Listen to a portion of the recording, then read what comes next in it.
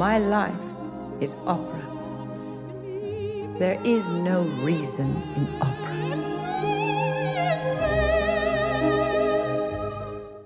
Maria's life was so particular, so tragic, so painful, so enlightening, so beautiful.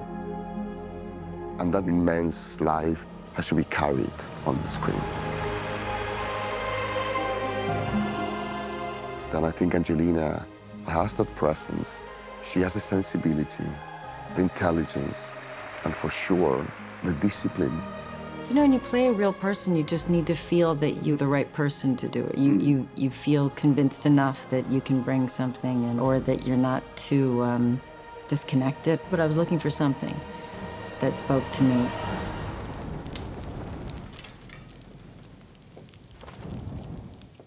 I don't know if it was a particular interview or something, but I just found I liked her. Really like her. I would see the way she talked and spoke, and I wanted to know her more.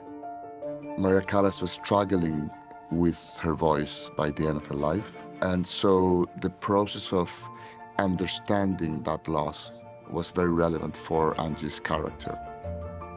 She had her private demons, she had her eccentricities, she had her ways.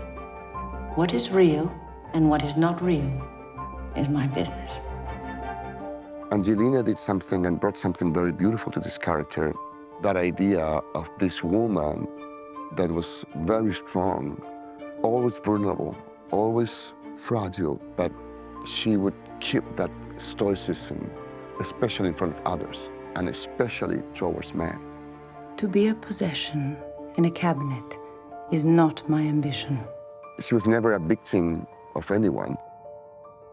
And that was something that Angelina brought that I think just really changed the movie. I was very nervous to realize I had to really learn to sing and sing in front of people. This is scary. It's a little scary. It was very daunting, and I was very nervous to not be good enough for her.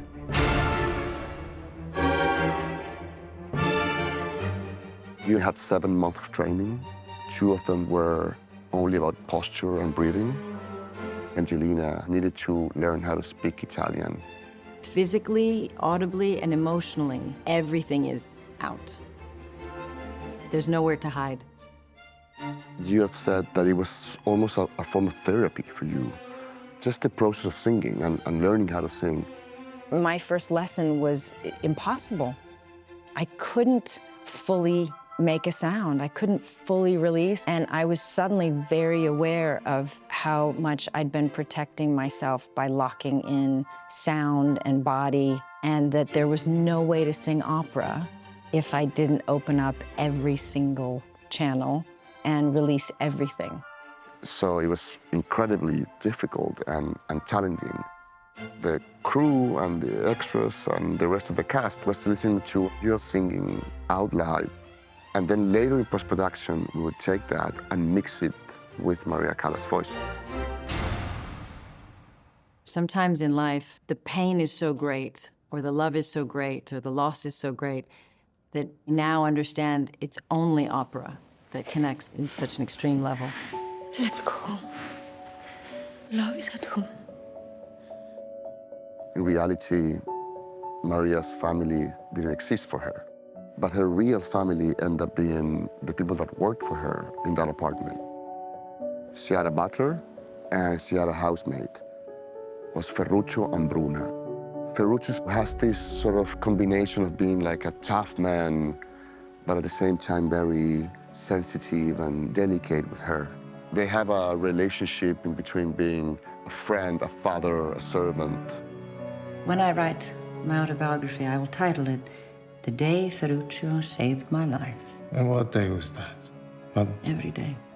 Every single day. That's why I hate you. I fall into a river, and you always fish me out. Yes, well. In my opinion, all the movie is about love, and all of the different degrees and qualities of love. And one is devotion. I think that she defined them both Bruna and Ferruccio. Ho scoperto un personaggio grandioso, una donna umile, leale, fedele, austera e molto discreta, a cui è stato bellissimo prestare la mia anima e prendere la sua anima, questo scambio di anime, e questo personaggio mi ha insegnato moltissimo. She cheats. No, Yes, no, you no, do. no. Yes, Oh, you do. Bruno, we know, we know. That dedication came from admiration, from love, from care, but also the one that creates a family, you know. I hope you always stay together. When I'm gone, I hope you always stay together. They are there because they need each other and they love each other. Pier Francesco and Alba, they have that magnetism.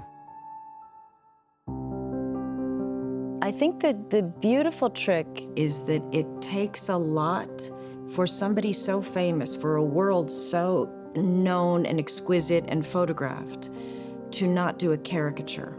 It could have felt like clothes right off the rack. It could have felt like too much hair and makeup. Everything could have been just perfect. But every artist, including Massimo and Drew and Pam, was so committed to making it imperfect and real. Yes, but messed that up a little bit. Yes, but she did that herself. Yes, but that robe at home would have been something that a Greek woman would have bought because it was something like her mom wore and it was hand crocheted. Mm-hmm. You know, yes, but there's a scuff on the glasses and it's perfect, right? So every costume that Massimo did, it wasn't just about mimicking, it was about how do we adapt it to feel just even more organic and real and tell a story. No, that's good. So different periods, but mixed together. She's still a mystery, but I understand her a little bit. And having retraced some of her footsteps or sung her arias or stood in her spot in La Scala, I feel that little bit like there's an intimacy with her now that makes me feel that I really wish I knew her. And it means a lot to me when people connect to the film. Angelina would take control of the character, fully embrace it, and I let her do her thing because she knows things about the character that I don't, and she controls it better.